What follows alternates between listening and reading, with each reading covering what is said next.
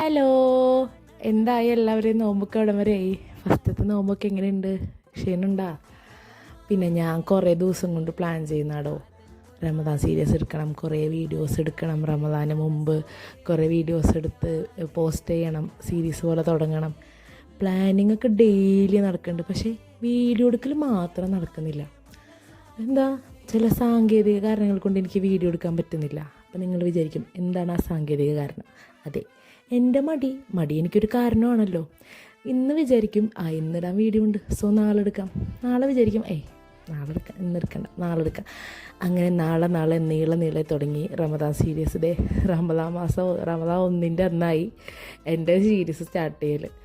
ഇൻഷാ അല്ലാഹ് ഇനി തൊട്ട് ഡെയിലി വീഡിയോ ഇടണമെന്നൊക്കെ വിചാരിക്കുന്നുണ്ട്. അപ്പോൾ എല്ലാവരും സപ്പോർട്ട് ചെയ്യണം കേട്ടോ.